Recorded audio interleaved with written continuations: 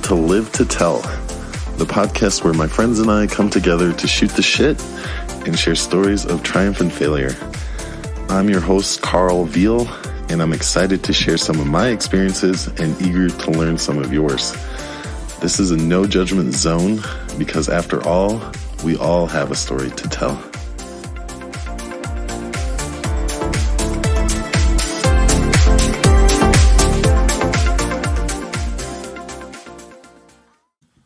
Josiah Hessey, a Denver-based journalist whose work has appeared in Esquire, Politico, The Guardian, and Vice. He is also the author of 2 novels and a book on cannabis-fueled athletes called Runner's High, which will be released this fall. He just so happens to be from my hometown, and he just so happens to have been a part of the same friend group as me from my early 20s. I haven't talked to him in years, so let's see how he is. Josiah, how are you? Good. How you doing, Karl? Good. It's been years, my friend. It sure has. Well, it's so nice to hear your voice. Yours too. It's like very familiar. It sure is. Well, welcome to Live to Tell. How you doing today? Oh, can't complain. I just had a lovely bath and I'm enjoying my third cup of coffee. Final cup of coffee for the day. Are you stoned right now? You know, I had a little edible earlier, so lightly toasted. Yeah, I took a couple puffs just to prepare and get in the mood. So my memory of you is kind of like, you had this kind of like David Bowie, like Mick Jagger vibe about you.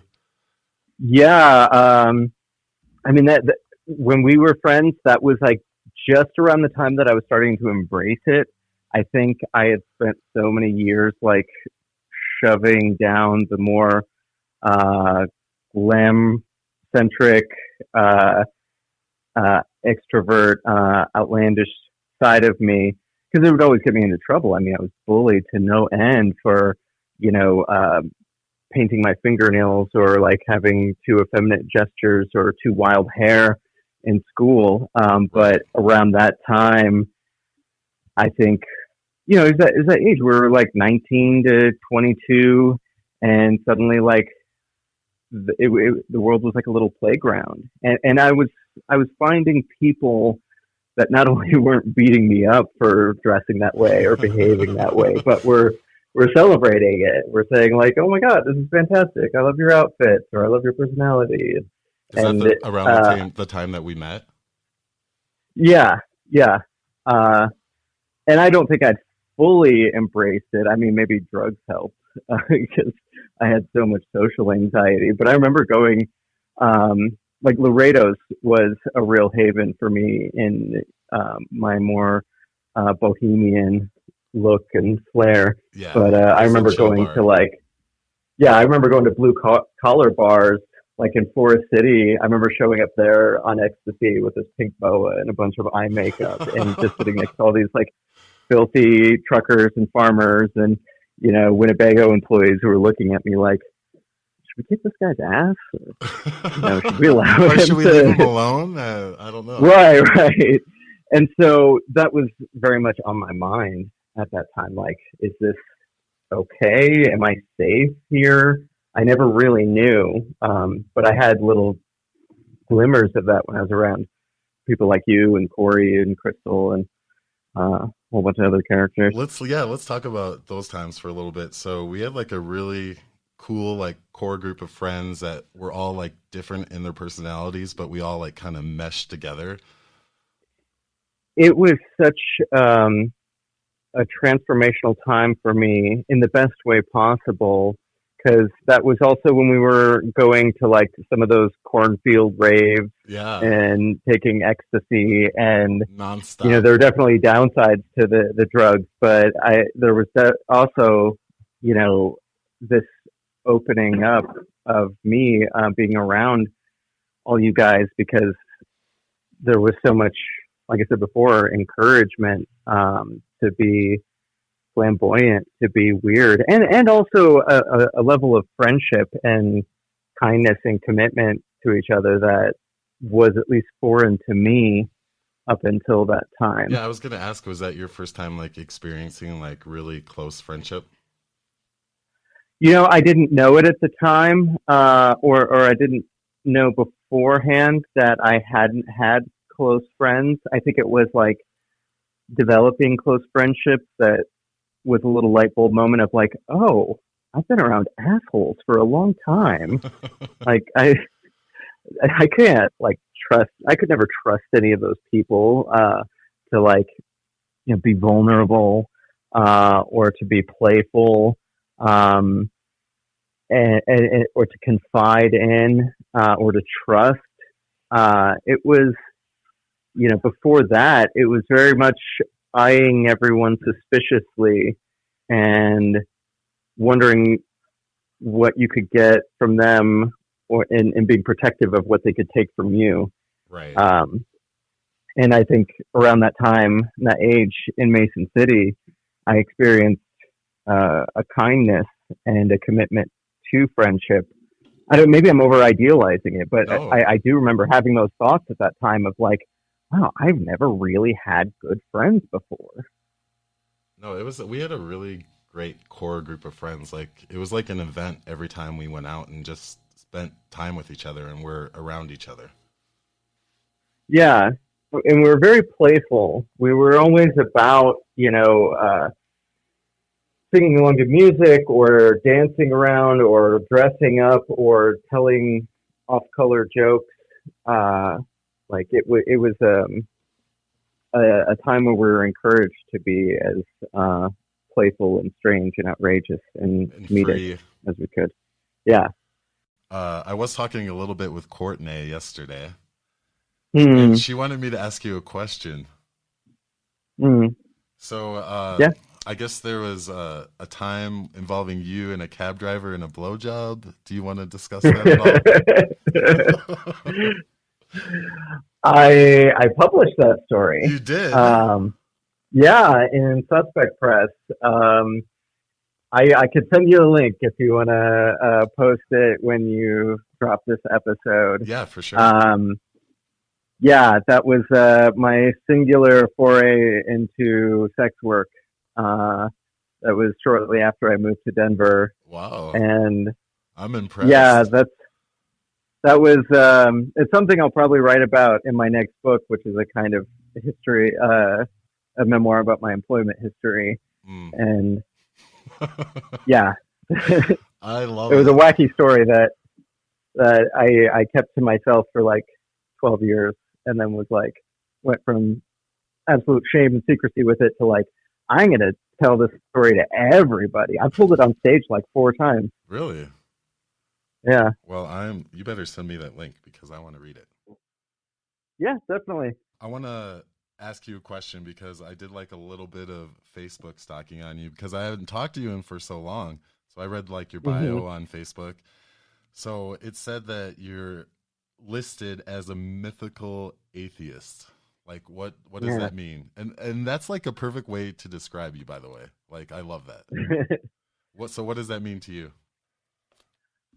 I'm not familiar with that on Facebook, but I agree that that does apply to me Hmm. because I identify as an atheist, and I've been doing that for a long time. Not so much as like any sort of outward facing proclamation of my lack of belief in God, but just sort of as an emotional cloak for me because I had so much religious trauma growing up. So it's Yeah. actually quite comforting to think that there isn't a God. Um, but when it comes to mythology, I I'm not only like endlessly curious about myths from around the world. I'm a really big Joseph Campbell fan, Hmm. but I think they also have so much to teach us. Uh, Characters like the trickster have been on my mind throughout my adult life, and the role a trickster plays in society and forcing change and all of these different sort of symbols and roles that various humans play in society. There's a sort of consistent thread throughout the world and throughout history Hmm. that I think has a whole lot to teach us about where we've been and where we're going and what our ideals as a society are. And I guess I say that because a lot of people think of atheists as having no beliefs at all, or like no moral compass, Right. or at least that's the way a lot of evangelicals would frame us. Yeah. And for me, atheism isn't really any kind of a destination. I think it's sort of the lack of something, just like as a vegetarian, you don't actively do anything to be a vegetarian. It's something you don't do. And same thing with atheism. But that void of a belief in a monotheistic God or an afterlife or any kind of destiny or purpose for our lives, it doesn't mean that we're completely void of any sense of beauty or identity, or I guess I could use the word purpose, but not like a purpose that's formed by any grand deity, but a purpose that we find within ourselves for life. We find plenty of meaning in life, and a lot of that comes from mythology for me. Absolutely, yeah. I mean, I don't, me myself personally, I don't go off of like religion, and I almost feel like the same way as you, like you were trapped growing up, basically told what you should be doing and what you should not be doing, but some of it didn't make sense to me. Do you know what I mean? Mm-hmm. Yeah, and I think that's an awkward process to go through when you shed the beliefs that you were reared in, and there's like this sort of nebulous phase where you don't believe in anything. Like, Right. At least that was my case. Like, I had to shatter everything and then be like, okay, what pieces am I going to pick up from what I was given? So who are you like today? Like 2021, you're 38 years old. You're Josiah, you're from Iowa. Well, at the moment, I'm somewhat emotionally erratic, codependent, insecure, fledgling writer, at least in terms of comparing myself with where I'd like to be in a number of years, which is someone who's much more balanced and stable and, consistently kind to all of those around me, and is financially stable. I'm not like a destitute wreck by any means. I've been a freelance journalist for, I don't know, maybe 10 years now. Currently, I'm just writing books. I do some journalism here and there. There was a shooting in Boulder about a month ago, and yeah, I heard about that. I covered that because I'm between books. So I had the time, and it's I don't know, that's a whole other conversation, doing crime reporting. But that was for The Guardian. For a long time, I was writing for Vice. Before that, I was doing a lot of local stuff for the local alt weekly called Westward. I wrote for Colorado Public Radio for a while, Denver Post a little bit. Nationally, I've written for Politico and Esquire, and then a whole bunch of marijuana blogs that I'm sure a lot of people haven't heard of. It was a very well-financed sector of journalism that I latched onto. I mean, not just for opportunistic reasons. Obviously, it's a subject I'm passionate about, but there was a whole influx of journalism opportunities, journalism in quotes, for a lot of these cannabis-funded blogs. So when did you decide that you wanted to be a writer? Like, when do you remember like thinking that? I was always very captivated by language and watched a lot of movies. And when I'd see people use very floral language or have like a very in-depth knowledge of something, it would really pique my interest. And the movie High Fidelity was one of my favorites in the early 2000s. And when I started reading, like, I wasn't really much of a reader outside of like, I don't know, Goosebumps or S.E. Hinton in school. when I really started reading and got into like, I don't know, Clockwork Orange or Hunter Thompson, and eventually picked up High Fidelity because I was a fan of the movie.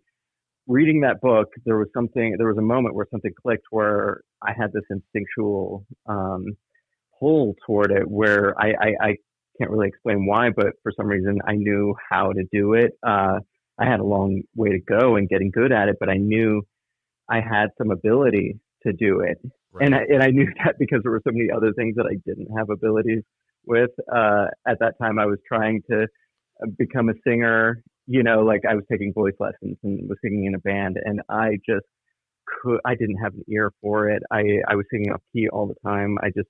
I had no innate ability How old were you for then? music. I do not remember that. I was older. I was like 21. Okay. I was living in Forest City. I was working at Winnebago, and I was reading a whole bunch. And I was writing like journal writing, like angsty teenage girl kind of writing. And then I started like doing journalism, like just writing album reviews, not for anyone, but just because it was fun.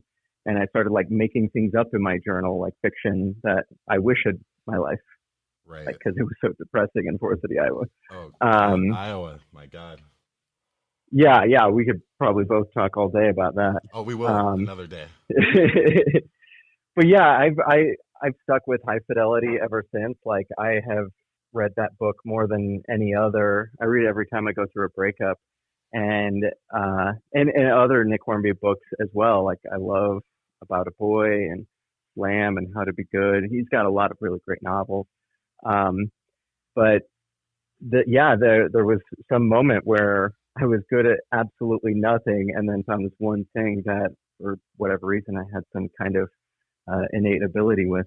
So I was writing a lot for a long time before I ever made any money or really even showed any of it to anyone. It was just like the thing I did at home after I got off work, or I'd write really long letters to friends.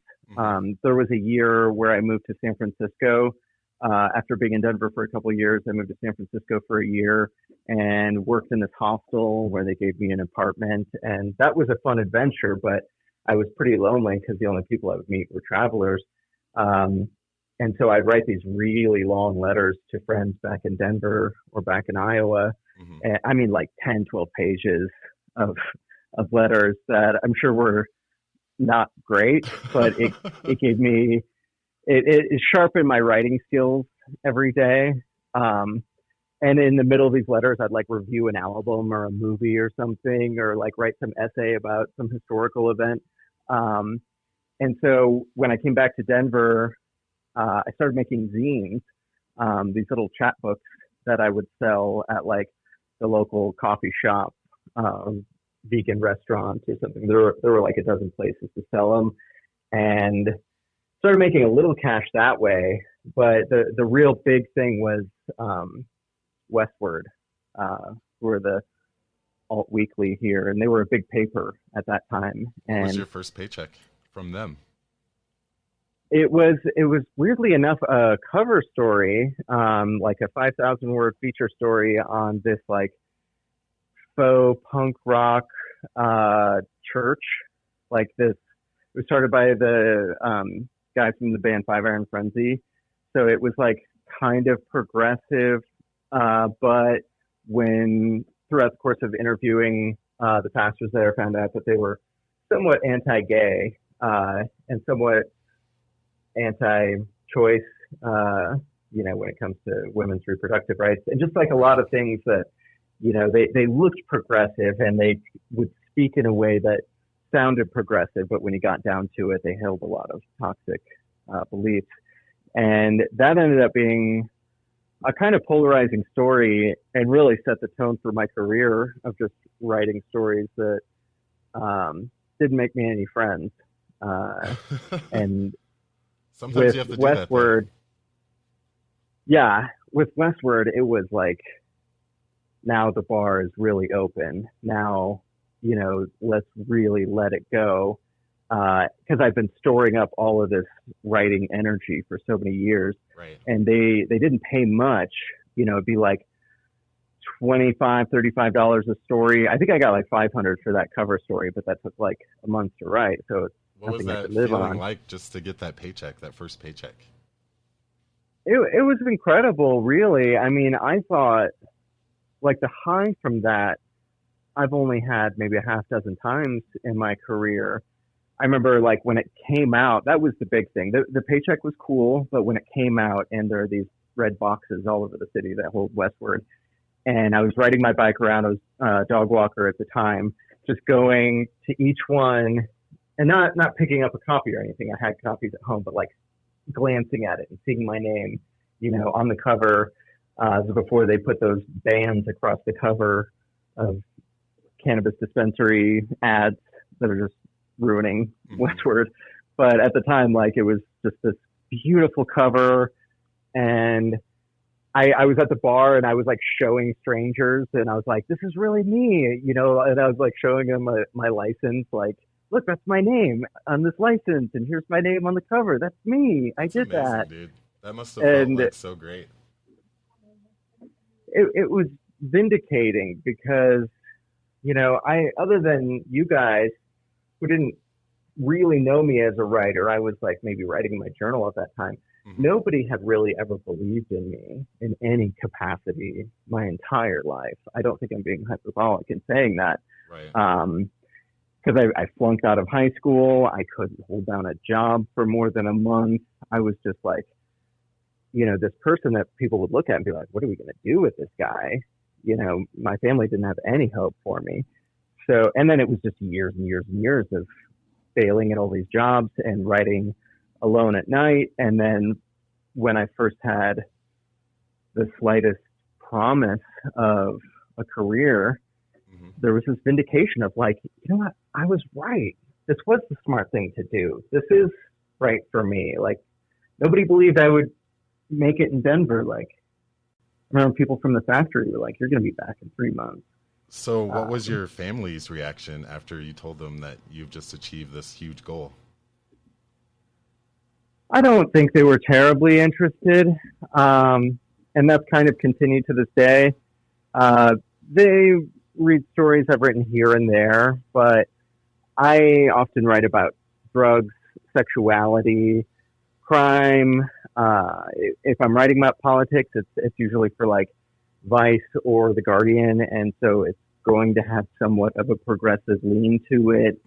And I've written about my childhood a lot. I've written a couple of novels that are based on the experiences I had in evangelical culture as a child. What was And your so your first novel? What was your first novel about? And how did you get the inspiration to sit down and write something? Well, I think the first germination of it was the island in Clear Lake. Do you remember the island? Yes, absolutely. Where there was a hotel? When I would go back to to Clear Lake after living in Denver for a while, I remember Corey was living on the south side of the lake, and from his house you could see the island. And I remember just being, I don't know, probably loaded on OxyContin or something, and looking out the window at the island and thinking, what if the remains of the hotel were still there? Because, it burns down and there's nothing really there. But let's say there was, and let's say someone had been living there for years alone, and there was still all of the accoutrements of a hotel from the 40s there, and this guy's just kind of losing his mind. And that was like the germination of it. Like, that was just a fun little premise to write. And then from there, I thought, like, okay, why is he alone on this island? Why does he want to distance himself from society? Childhood trauma. And then I was writing a lot about what it felt like to grow up under the banner of rapture theology, which state simply is like the idea that their world's going to end very soon in a very dramatic and violent and ugly way that's talked about in the book of Revelation. And, what it's like to live every day of your childhood thinking like this is about to happen any second. Melding those two ideas, I created this character, Jacob Sloan, and wrote about him living in this hotel that was mostly half burned down, on an island, and he's kind of just going back to a primal state. He's like nude and just smoking weed and hunting and growing food and just doing his own thing in this abandoned hotel. Mm-hmm. But he's also writing his story, which he grows up in a town called Red Lake, where a famous musician died in a plane crash, and it was a tourist town. That sounds like Clear Lake to me. Right. It was very, very Clear Lake. And it just got so big, writing for, 2 years, that I was like, okay, we need to chop this up into smaller books, because I don't even know what I'm going to do with this. And at the time, I started working with this local zine called Suspect Press that I would later inherit. And we started a publishing wing, and I started putting out those novels. So you published I only put the out first novel? Yeah, the first two. Year and a half. Started having more of a mainstream publishing career. I got an agent and a book deal with Putnam to write about athletes that use cannabis. And because that by then book is called Runner's High? Yeah, it'll be out in September. So how did you prepare to write that book? Well, for that, I had been writing on that subject for a couple of years because it was a big part of my life. Like, I didn't start exercising until I was like 30, and that was when I started taking edibles. And it had a profound effect on how much I enjoyed running. Mm-hmm. And so I started writing about my personal experiences. I wrote an article for Esquire on that, and then started writing about this larger phenomenon of mainstream athletes using cannabis. I work out a lot now, like a lot. Oh, great. Yeah, I'm buff as fuck, brah. What do you work out? What do you do? I do everything. I do like a different set of muscles like every other day. So I'll do like biceps Monday, I'll do chest Tuesday, I'll do legs Wednesday, and then I try to go at least 5 or 6 days a week. That's great. But I do have to tell you, I love to smoke weed and go to the gym and do like the treadmill. Like, I fucking love it. Right? It's delightful. Mm-hmm. You just kind of get lost in the music. Yeah. I could talk all day about like what's going on there in terms of your neurochemistry, but at the end of the day, it's enough to say that this is a lot of fun. Mm-hmm. And I think that's what people get tripped up with when it comes to exercise, is they think of it as like a chore or something they need to get done with. Right. But it's actually fun, and it's fun to see like your body transform and like see progress. Mm-hmm. That's great. It's so encouraging to hear you say that. Yeah, for sure. Right. But the opportunity to write Runner's High was so tempting, and it was a lot of fun, but it required me going back into the world of science, economics, politics, more mainstream stuff where I had to like have a more normal haircut and stop painting my fingernails and, not really be this back in the population. gonzo. Right. And I don't know, maybe that's overstating things because it is a book about weed. So there should be some gonzo flavor. Absolutely. To my personality. The thing about freelance journalism, I was thinking about this recently with my house and hiring contractors and how they can be like, yeah, it might be $1,000 job, but it could be a $5,000 job. We're just going to have to see how it goes as we're, going throughout the project. You don't get that with freelance journalism. Right. You get a flat rate, one that you have to argue, really hard. You have to advocate for yourself to get a good rate. But then that rate, you have to divide by the amount of time it takes to do the job. Right. So then you don't want to take up a fuckload of time learning new things. If you're looking at it from a financial standpoint, you'd be like, what's the quickest and easiest way I can make this $500? And the same thing with the books. You get an advance, and that advance has to last you throughout the course of writing the book, so you can give it your all. Right. And it's stressful when you're like pulling your hair out and you're like, I need to get this done. I need to make more money, but I don't understand this topic. There's a common phrase in journalism, or when you're a general assignment reporter, where it's an inch deep and a mile wide, meaning like you know a little bit about a lot of things. So you know enough to be able to write a 1,200 word article on, I don't know, like when they're reintroducing wolves into the national parks. That was a controversial issue I didn't know anything about, but I got that assignment and was like, all right, time to learn about the history of wolves in North America. And when you do that so often, you develop the skills to know how to absorb enough information to be well versed on a subject, but not get buried to the point where you're just frozen and you're spending like a month on some tiny little insignificant fraction of the story that you're writing. So with Runner's High, I had never done any sports writing in my life. I hate sports. I hate sports culture. I hate competition. I've never even been to a professional sporting event. And now I just got, this huge advance to write a book essentially about sports through the lens of drugs. And even though I've been running a lot, I'd hardly run any races leading up to that. So I was insecure about my lack of knowledge on the subject, but I was also transparent about that in the writing.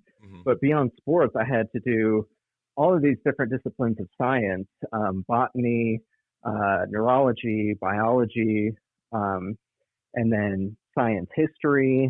There's all of these different medical texts throughout history from around the world talking about cannabis. And then I had to write about the economics of it. I had to write about my experiences with it. There were just so many different things to touch on that I didn't know about, but I could learn enough about to construct a semi-informed narrative. When does your book come out? In September. In September? Are you excited? I am. But it was such a grueling process writing that book. It's so nice to not be involved with it. The editing process just never ends. Like there's just a whole other team that comes in after the last team to, ask more questions and make more changes. I'm grateful that I had a lot of creative control throughout the process, but it is, maybe it's something with freelance journalism, particularly internet journalism, where I just got so used to a very quick turnaround. You get an idea or an assignment and there's a pitch process and then they accept it and then you get to work and you don't spend more than a day or two on it, or maybe just a couple of hours if it's breaking news, and then you get it to them and maybe there's a back and forth with editing, but the whole thing could be like 3 days, and then you're on to the next thing because you got to keep that money machine turning. Absolutely. And now I'm, the editorial process has just been endless, and then you wait so long before it comes out. And I'm working on another proposal right now, and I'm just kind of detached from that book. And I think that's a good thing at this moment. I'm going to have to read the audiobook, or I'm excited to. I get to read the audiobook this summer, and so I'll, revisit every sentence of the book once again in that process. But after writing 3 different articles on this topic, and then writing a pitch that got me the agent, and then working on that pitch for like 6 months with that agent, and then shopping it around, and then working for a year with this editor, and then another 3 months, or I think it was like 6 months writing the book, and then another 3 months of the editorial process, and then we're going to have to start work with the publicity soon. Right. Like the excitement is somewhat trained out of it. I mean, maybe I'm excited for you. How much are you going to have in your bank account for you to say, I fucking made it? Oh, that's a good question. I don't know. Maybe like something as modest as 50 grand, but 50 grand that has no, like it's never going away. To it. Yeah. Yeah. I would love to be able to casually travel for a year, and I don't need to stay in the finest hotels by any means, but I don't want to like sleep in hostels the entire time. Or a tent. Right. Well, maybe a tent. Like I mean, if I you're do out that. in the jungle or something. I don't know. I really want to travel through Europe. No, that would be amazing. It's very I've never cliched. been. Have you ever been? I spent 10 days in Barcelona and just loved it. And I really want to go to Berlin and London and Florence and Paris. That would be amazing. Are you dating right now? I'm in a relationship. We've been together just shy of 3 years now. So what do you think your writing process is for her? Like, how does it affect your relationship with her? Is she supportive? Is she get naggy with you? She's very supportive. I've done a lot of gigs where she'll come along and help with the driving or navigating. She was with me when we went to Boulder a month ago to cover that shooting. And she was just recently my crew for this 50K that I ran on Saturday. How was that? It was grueling. I saw that you said something about Beyonce's record helping you through that. Oh my God, Beyonce has helped me through so many runs. Like, I don't know if there is a better album to run to from beginning to end than her Coachella live album. I'm gonna have to try that. So, do you think you're gonna get married to this young lady? We've talked about it. I don't know. I've successfully avoided marriage in my life. This is definitely the closest I've ever come to wanting to be married. It's not that great. I've been married and divorced. Oh, really? Yes, sir. So yeah. My parents have both been divorced several times. And I mean, maybe it's a generational thing at the same time. Like, I'm just very cynical about marriage. Yeah. Okay, so thank you so much for coming on the show, Josiah. I really, really, really appreciate it. Oh, it was fun. Yeah. Was it fun? Did you have a good time? I did. I had an excellent time. No, it was good to catch up with you. When do you think is the last time that we talked? Like 15 years ago? At least, unless I ran into you at some point when I was back visiting, if you were around. Yeah, maybe. I don't know. I don't know either. I can't remember like the last time that we hung out, and I was trying to like rack my brain and think about it, but it's been so long. Yeah, and now that we live so close, we're gonna have to reform this friendship and see how wild we can get in our 40s. Yeah, I'm down to grab a drink if you're up in Denver. Yeah, I'll be there. I'll be there on the 26th, specifically for you. So we'll hang out. Cool. Yeah, my office is right above a bar. So awesome. Definitely. All right, dude. Well, thank you so much again, and I will talk to you soon. All right. Take care, Karl. I have a tale to tell.